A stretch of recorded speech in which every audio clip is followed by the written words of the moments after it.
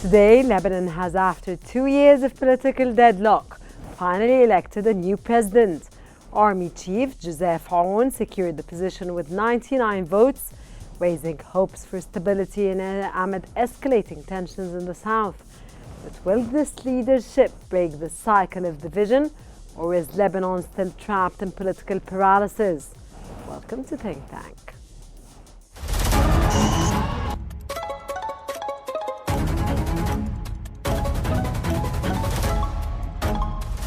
Our world is becoming unhinged.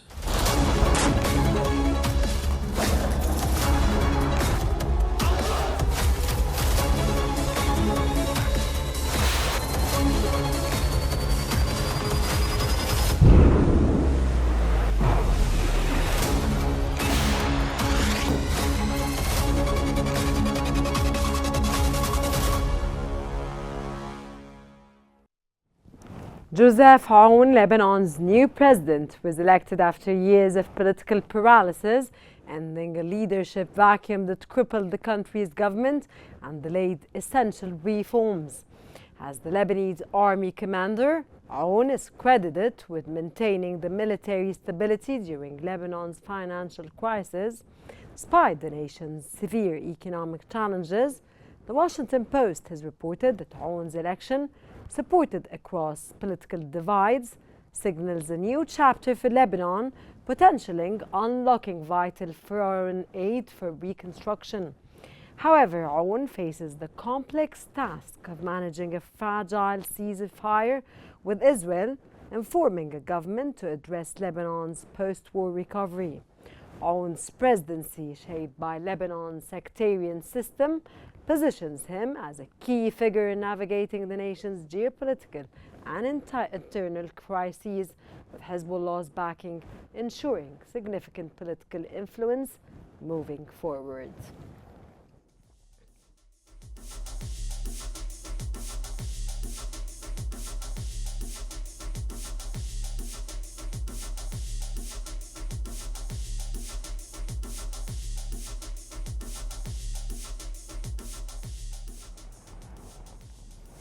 Providing more analysis about the most recent updates concerning the situation in Lebanon, joining us from Beirut, Brigadier General Adil al-Mashmoushi, a strategic expert, and Dr. Najat Aoun Saliba, a Lebanese parliament member.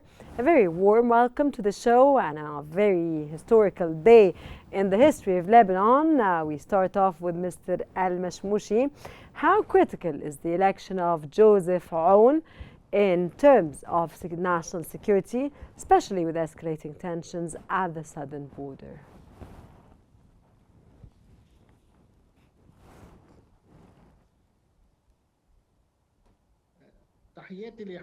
Greetings to you and your guests as well as your viewers. In fact, the achievement of the presidential election process is in a main turning point throughout all the arenas, either internally or in the level of Lebanon's relations with the foreign countries, particularly in the Arabic sphere. In this framework, I believe that all Lebanese are very satisfied with this election for many reasons. The first one, that achieved this election put an end to the vacuum presidential post that lasted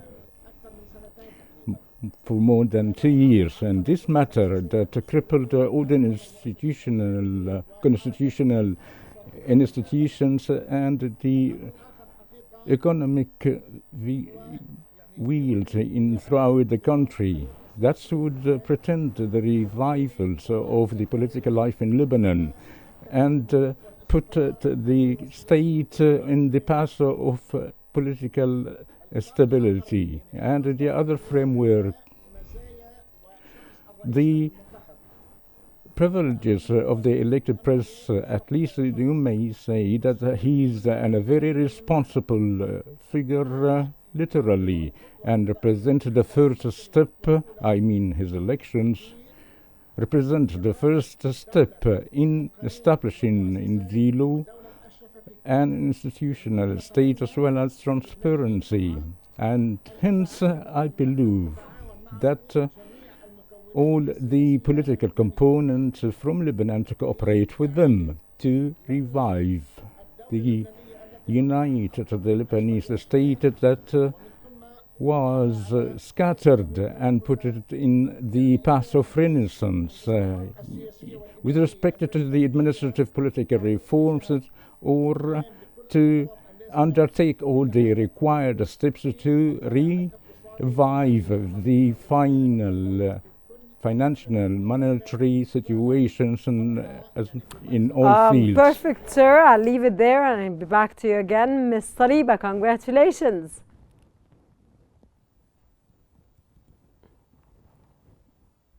Dr. Nagat? Yes. Congratulations. Thank you so much. Thank you so much. We're very, very happy. We're all very happy for you and for the Lebanese people and for Lebanon, of course. And today marks history, of course, in the history of Lebanon. With ongoing regional instability, how is Lebanon's diplomatic influence affected by the presidential change from your own narrative, Dr. Nagat? First of all, I think we have a lot of work to do internally. We have been without a president for over 800 days. We have a crippled governmental institution with all its offices and all its structure. We have not had any rule of law for many, many years, probably over 30 years. Like the president said today in his speech, in his inauguration speech, he counts on all Lebanese people to really put forth their expertise and their goodwill to start building the country. I believe that today the work is just starting. However, yes, we will work definitely, but at least the work will go towards construction and it will definitely put an end to the destruction. After we have taken some order or put some order internally, I think we definitely have a lot to do with our neighbors, starting with safeguarding and spreading the sovereignty of the country on its borders. And that's the first step to do. And then we leave it to the executive body, meaning the cabinet, the ministerial cabinet and the ministers, to define the external relations with our immediate borders and beyond. Dr. Taliba, of course, all of these you mentioned are going to be restructured again or are going to be structured.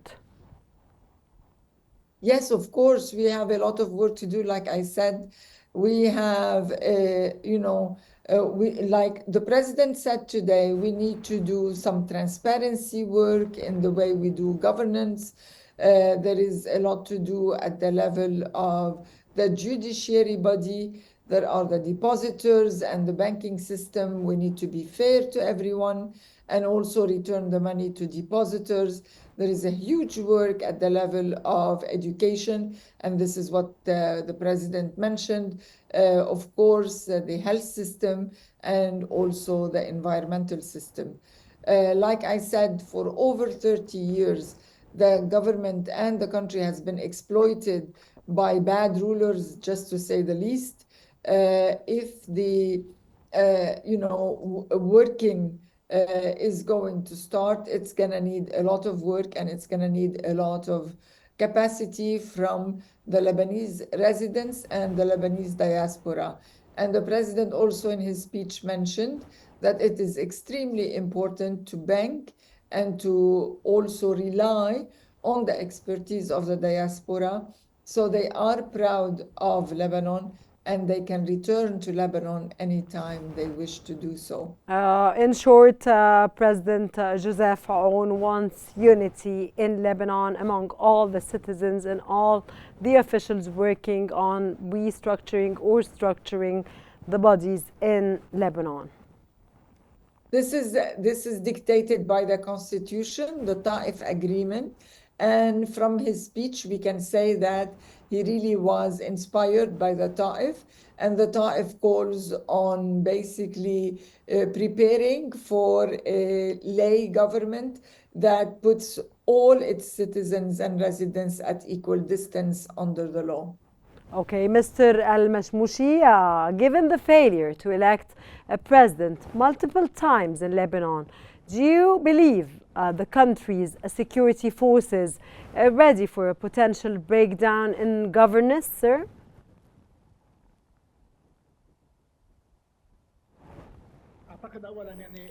Firstly, we should thank all the Arab countries and France and the United States of America that eased this process to achieve this main elections. Secondly, the context of the speech and the oath by the president that could be shaped into a roadmap to that state. And what is left for us is to deal properly with all the political powers with His Excellency, Mr. President, and ease the process of forming the government away from all the political current that lead to this deadlock that we suffered. So the formation of disciplined technocrats for their own responsibilities in this framework, and His Excellency Mr. President took into consideration the foreign and domestic challenges. The foreign challenges represent that are the settlement of the conflict with the Israeli enemy through the pressure and the help of the brotherly country to withdraw from the Lebanese territories. In return, also tackled the security challenges with the borders, but the process will be long, and we are about to restructure the political reforms to guarantee the process of the institutional powers. Sorry to interrupt you, but why do you read, in light of a new president today in Lebanon, that the process of the withdrawal from the border of the Israeli army will be longer or will take more time, and the ceasefire will not be implemented? Why don't you think and look at it in a positive way that today, as new president is elected in Lebanon, then it is easily that we can reach a ceasefire, and that there are no means to ban this ceasefire that it is already dealt upon with Israel? Framework. I rely for what has been said by the oath by strengthening the necessity of put the arms in the hand of the states, and which are the army and all what the whole world wishes in general. And there will be no pretext for Israel to stay in Lebanon. And following the oath of the president, I think that all countries will continue to pressure Israel to withdraw from all the Lebanese territories. And the elected president, and I think as a commander of the army, is well informed of the area and the security needs for the army to control the army, not only in the area between the Al-Litani and the borders, but throughout the Lebanese territories. In this framework, you've already mentioned together all the loosed arms and the domination of the Palestinian camps, and I think this is for the first time to be adopted by the President of the Republic. That would regain the full control for the state throughout the country.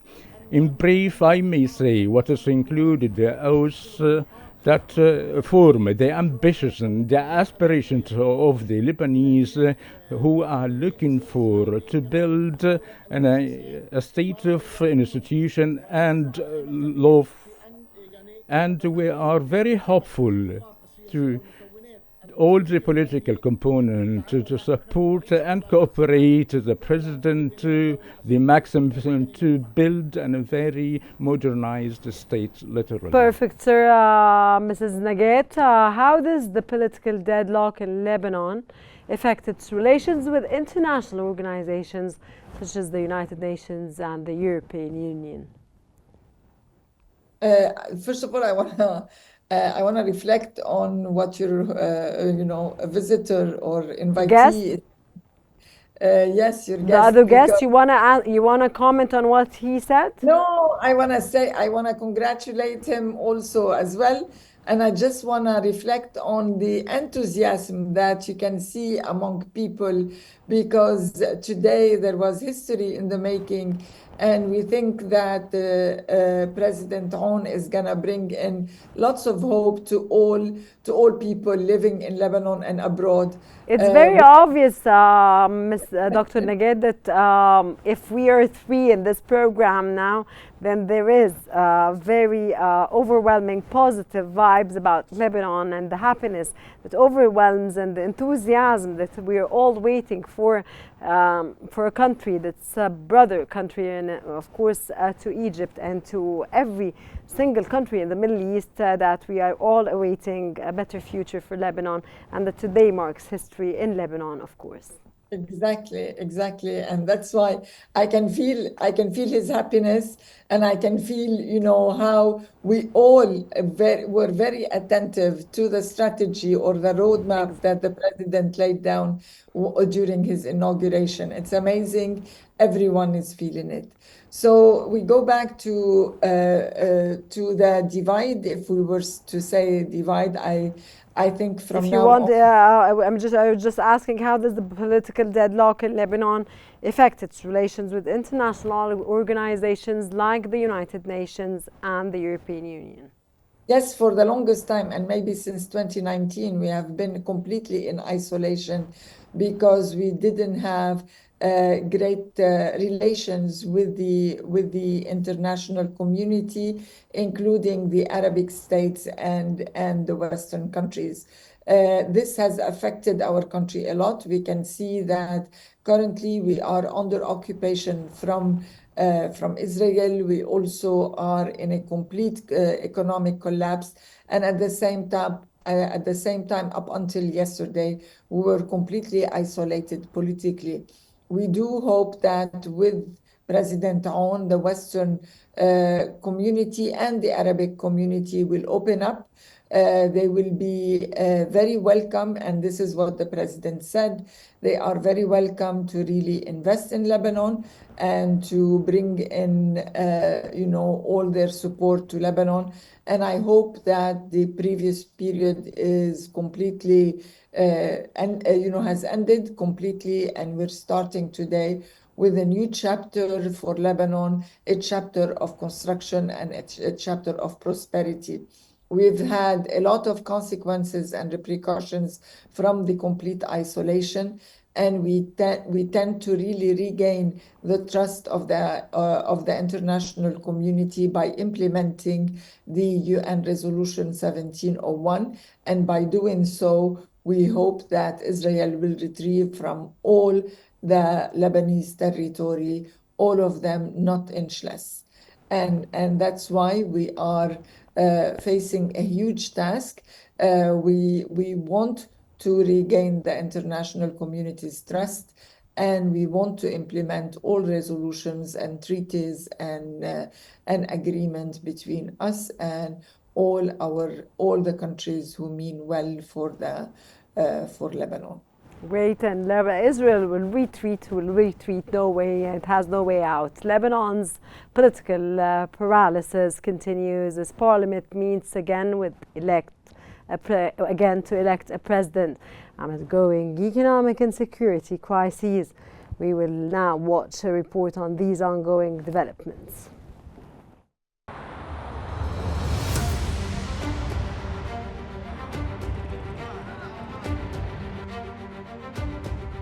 Lebanese political system finds itself in an unprecedented state of paralysis, a consequence of the prolonged absence of a president, now extending beyond 2 years since the end of Michel Aoun's term. As Lebanon's parliament convenes today, under Speaker Nabih Berri's call for another session to elect a new president, the situation remains unresolved, heightening both domestic and regional tensions. Lebanon's political vacuum has led to a series of crises, not only impeding governance, but exacerbating Lebanon's already severe economic and security challenges. The lack of a head of state has paralyzed key governmental functions, obstructed the enactment of crucial reforms, and strained public trust in the political system. This deadlock risks deepening Lebanon's economic collapse, which has already led to widespread poverty, hyperinflation, and public discontent. In the search for a new president, after several prominent figures vied for the position, Army Commander General Joseph Aoun has become the president due to his military leadership and perceived neutrality in Lebanon's sectarian political landscape. However, the path to consensus remains fraught with obstacles, particularly amidst divisions between key political blocs, including Hezbollah, the Free Patriotic Movement, and the March 14 coalition. The election of a new president could have profound implications for Lebanon, especially in light of heightened tensions on its southern border with Israel and ongoing complexities with Syria. The absence of a clear political authority has made Lebanon more vulnerable to external pressures, particularly as Israel's military incursions and the instability in Syria continue to influence regional dynamics. Today's session holds the potential to resolve Lebanon's leadership vacuum. However, the efficacy of such a move will largely depend on whether consensus can be reached among Lebanon's fractured political class. Without decisive action, Lebanon may continue to spiral into further crisis, with severe repercussions for regional stability.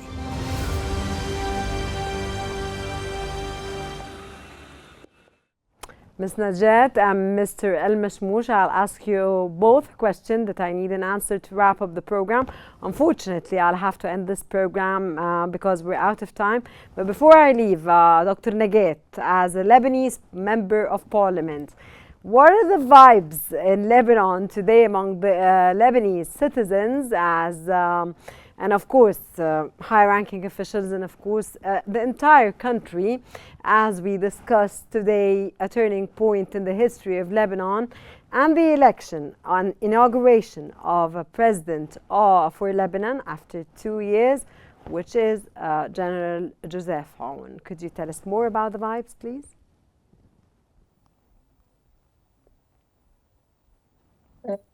Is it me or you? Go ahead, Dr. Najat. But I am sorry, there was a voiceover. I could not hear the question. Okay. I just wanted you to wrap up in short, as today marks history, as we mentioned in the history of Lebanon.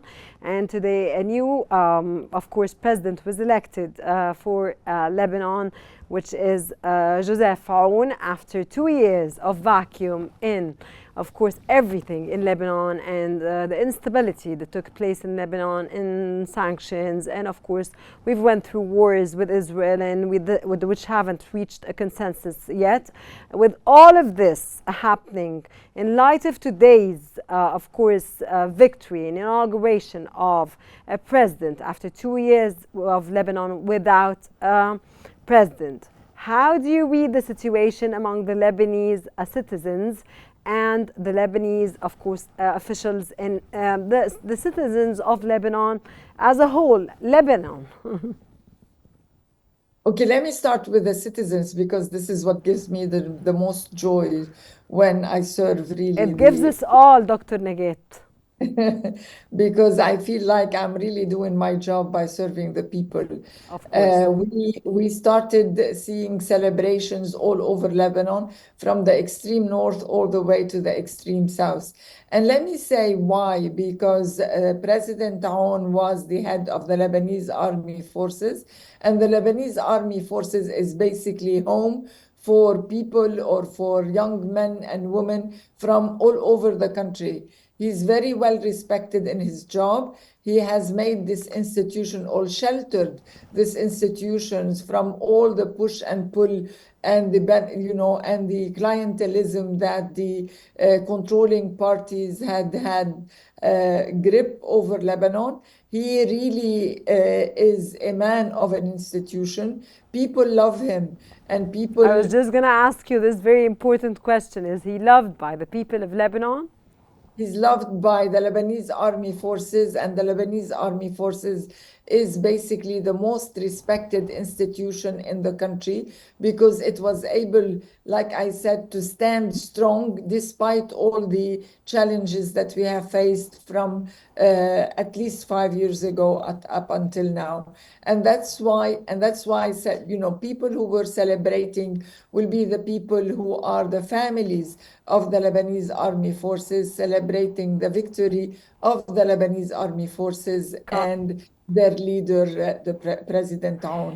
And we can see Tripoli, and we can see the south, we can see Beirut, and we can hear the fireworks all over the place.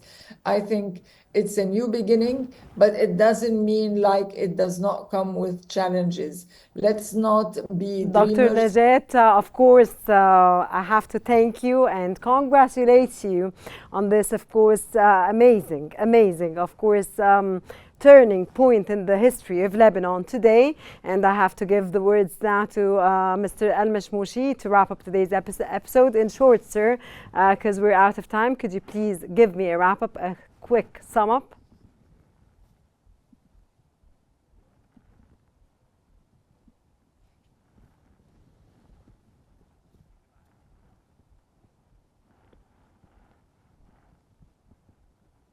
عذرا اذا كنت قبل اجبت يعني خارج سياق السؤال لانه ما كنت عم بسمع السؤال جيدا.